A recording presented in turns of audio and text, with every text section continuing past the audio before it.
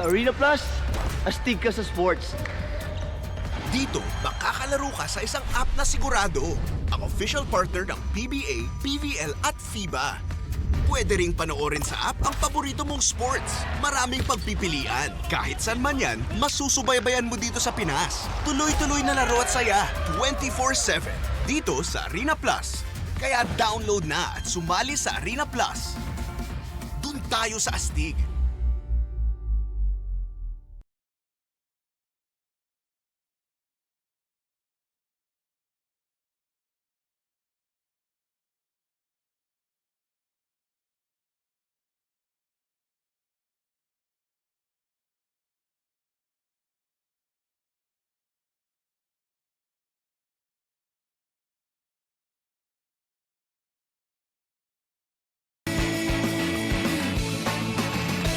Naka-energy na ba ang lahat? Lagi-lagi! Cheers, miss! Nabagalita! With Tita Cora and Kapitana Sisa. Same, pero iba! May patuloy pa rin pong nakatutok at nakikinig sa number 106.7 Energy FM. Ang tawag mong sabihin, radyo! Sabihin mo, anong sasabihin on a Holy Monday? Oh, diba? Holy Monday ngayon, mga pangga. Correct. Simula ng ating Holy Week. Actually, kahapon pa. Ayan, dahil kahapon ay nag-Palm Sunday. Nagnilay-nilay ka na ba? Oo naman. Paano yung nilay-nilay? Ganun. Oh. Habang bibili ako ng palaspasa, tapos pinakampas ko sa mga kasama ko sa bahay. Lalo mo yun. Pasintabi po sila. Hindi, kasi diba, Bakit? winisip nila ako kasi simba ko lang, diba? Oh. Bawal magkasala. So, Oo. ang ginawa ko na lang, yung hawak kong palaspasa, yun yung pinangganong-ganong ko. Ilang Diba? garote Para mo. mawala yung mga bad vibes sa Alam mo, kahapon daw ako nakapagsimba. Bakit? Hindi ka bumili ng palaspas? Hindi, kasi hindi Oo. ako nagbubukas ng kahit anong Ano? radyo, Oo, TV. oo. Nawala sa isip ko. Oh my God. Napalaspas pala. Talaga? Pero nagsimba ako ng gabi. Yun nga lang, wala na akong Wala nang Palampas na. Tinampal ka na lang ng Oo. mga kasama. Na-crompas. Oo, na-crompas ng palaspasa. Anyway, syempre, dahil nga ngayon ay Holy Monday, hindi pa rin natatapos ang ating Oo. pag-uusisa. Kung ano na nga ba ang mga nangyari sa arena? Ano nga ba ang latest sa Alina? Halina. Halina sa arena. O, diba? So, eto na. Huwag na natin patagalin pa dahil eto na ang... Ano? Chika sa arena!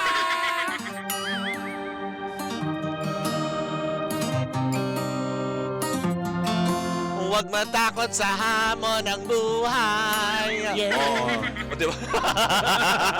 Alam mo, dapat kantayin natin minsan. Oo yan, nga. Diba? Ay, ano latest, Mare? Ay, naku, eto na. Dapat tayo magbunyi, hindi ba? Dahil nga nung nakaraang Sabado, eto na.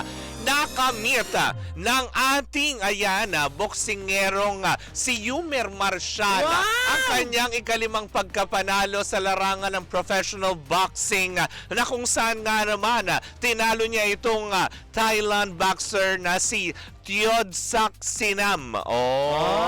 Para ka Mare, naman- umabot lang ng 4 rounds. Ay, ang galing! Sa ika-4th round, sa oras na 1 minute and 33 seconds, Oo. pare. Hindi knockout niya ng bongga ang Thailand boxer. Kita ko nga, Mare, no? Bago pa mag 4th round, talagang Diba? sinusubukan na niyang pakawalan yung... Correct. Ano? Diba? Pangmalakasang Actually, medyo uppercut. natagalan siya ng first 3 rounds. Oo. Diba? Kasi syempre, maliksi pa. Oo. Nakahanap ng buwelo si Yumir. Diba? Na nakakaloka. Binongga niya, Day. Bugbog burn na. Diba? Nanyolog bigla. Etong Thailand boxer na ito na may panindak pa Oo. siyang may panindak pa nung una na 23 wins and 13 losses na may 19 knockouts. O, diba?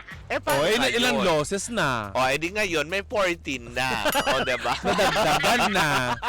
Di ba na nakakaloka dito? At talaga nga naman nagbubunyi ang lahat dahil Mare. Masayang-masaya ang lahat para kay Yumir dahil nga ito ang kanyang parang magiging actually actually naging training ground. Tapos at the same time, yung pagkapanalo niya nung nakaraang Sabado sa Ninoy Aquino Stadium na kung saan nagbunyi Correct. ang lahat ng manlalarong Pilipino. Diba? Oo. Na talagang eto na ang iniintay natin. Diba? Na maraming boksingero tulad ng mga anak ni Pacquiao. Diba? Oo. Na pumasok na rin sa mga professional boxing diba? Na kamakailan lang ay nagtagumpay din. Correct, hindi ba? As in talagang sobrang nagdiriwang ang lahat dahil nga inaantabayan na etong pagpasok ni Yumir Marshall sa darating na 2024 sa Paris Olympics. Iba din ang Pinoy! Iba din. Oo. Pero ngayon may standing si Yumir na 0 loss. Di ba na nakakaloka? Bongga yung yung Actually, reputasyon niya dyan. Oo, may kausap ako kanina. Alam mo ba, Mare, nakakaloka. Yung kausap ko kanina, kinokorek pa ako ng bongga. Oh, sino yan? Ang sabi, yung mga kasama natin dito. Sabi nga nila na tipong, sabi ko, di ba pang-5 panalo na to ni Yumir? Sabi nila, hindi. Sabi ko, bakit? So, ibig sabihin may talo? Sabi niya, nag-second lang naman tayo sa yung nakaraang Olympics. Oo. Sabi ko, hindi ba panalo yun?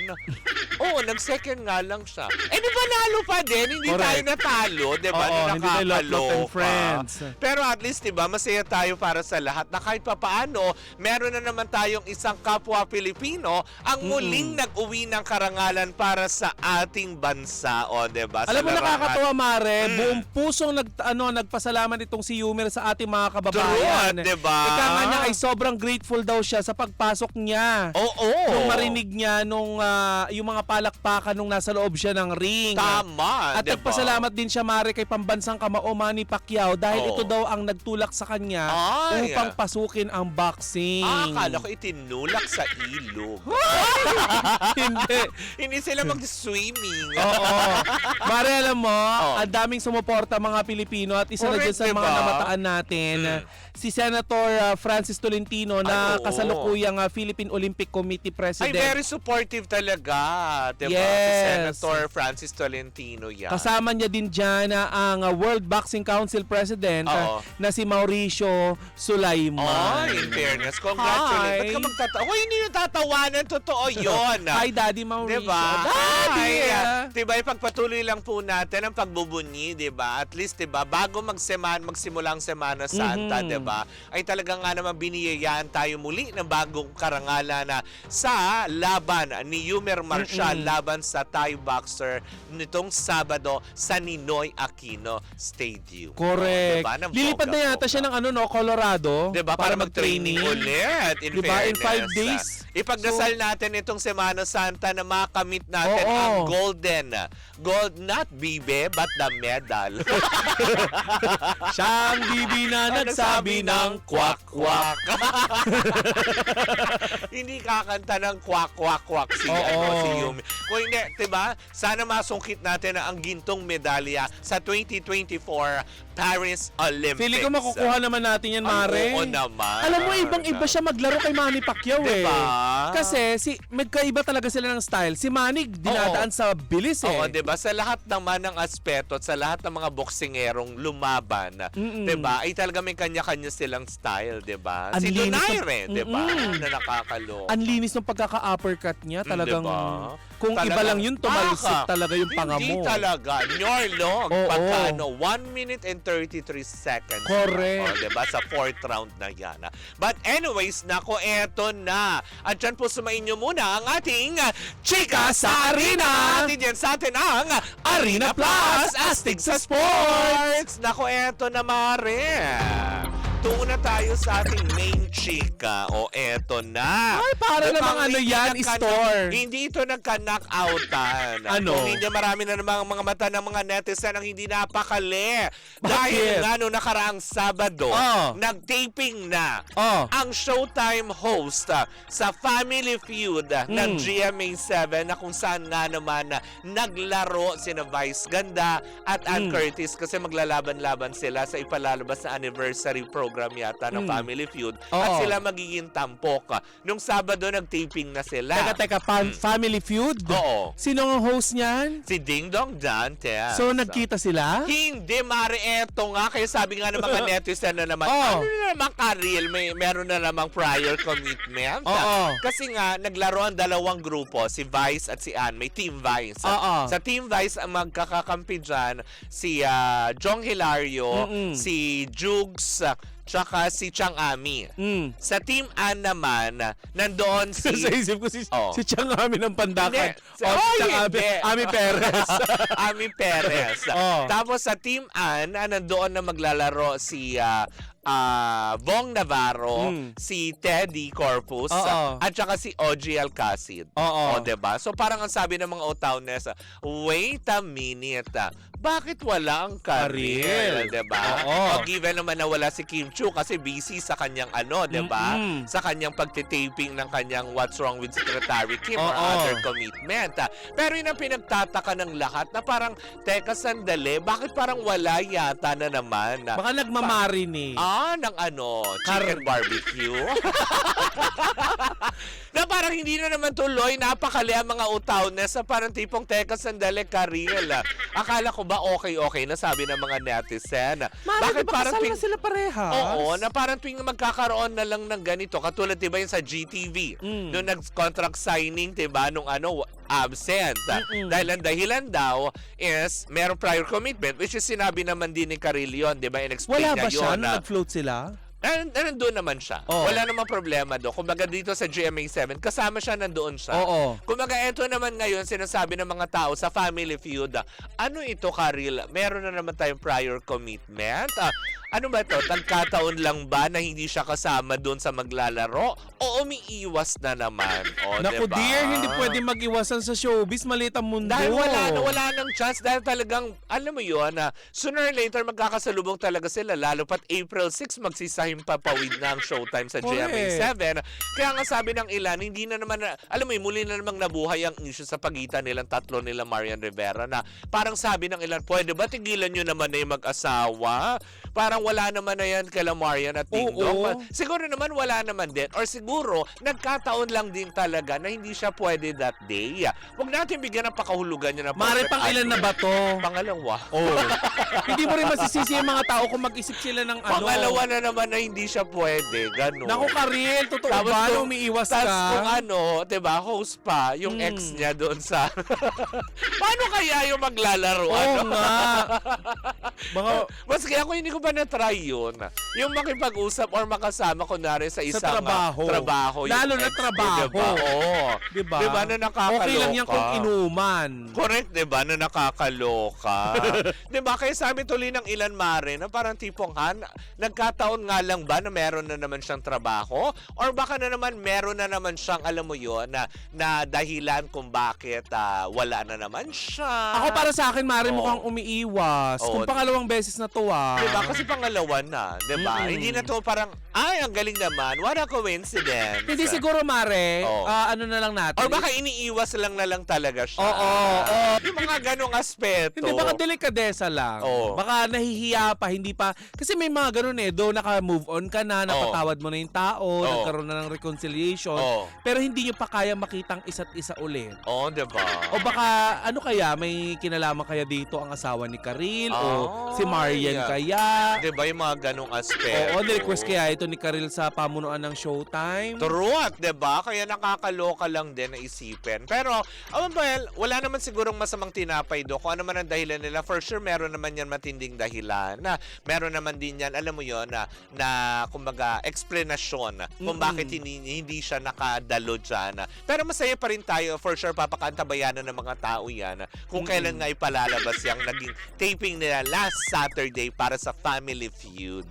Alam ba yung mga show ng ng GMA? Parang sabi kasi ng iba, matagal ng ugong-ugong yun, sa GTV pala. Oo. Pero hindi natutuloy. Pero bakit ngayon biglang, alam mo yun, biglang nung nag-sign ng contract under GMA7, ayan, isinabak na. Naku. Kasi matagal ng usap-usapan yan na maglalaro nga. So inantabayanan talaga ng mga tao. Pero up to now, parang sabi nila, bakit ang tagal? Nasaan na yung laro nila? Kakaganyan Diba? nyo. Baka mamaya magkaroon pa ng teleserye yung tatlo. Toro. Ay, ang bongga Bakit nun, no? ba hindi? Diba? Cheryl, Marian, at saka Ding Dong. Correct, di ba? Ano kayong title? To Love Again. Nice! Una siyang naging akin. O pwede, di ba? Parang pelikula yan ni Sharon Cuneta dati, di ba? Oo. Di ba? Una siyang naging... charot, wag naman. Kainin mo ang Ay, isol. hindi. Ay! Manok! But anyway, saya na. At man, tawang-tawa. Kasi nagre-rehistro sa utak ko yung Ay, ano, nako. yung isol ng manok. Correct. Sarap yan. Di ba? No, nakakaloka. Ay, Mare, bago tayo magpaalam sa ating first gap, magpasalamat muna tayo kasi on the way na daw yung isang box ng puto at isang box ng ensaymada. Yeah. Maraming salamat kay Mr. Marco Season. Season. Thank you so much. Well, in the meantime, yan po muna ang ating unang chika for today's video. Sa aming pagbabalik, isang matigbong chikahan na naman ang daladala ng dalawang bakla. Muli po ako po si Kapitana Sisa. At ako naman yung Tita Cora. At ito pa rin ang Baklita sa Woo Woo Woo! At tuloy-tuloy pa rin po ang ating tugtugan. Siyempre dito po lamang yan sa number 106.7 Energy FM. Ang dawag mong sabihing radyo. Sabihin mo!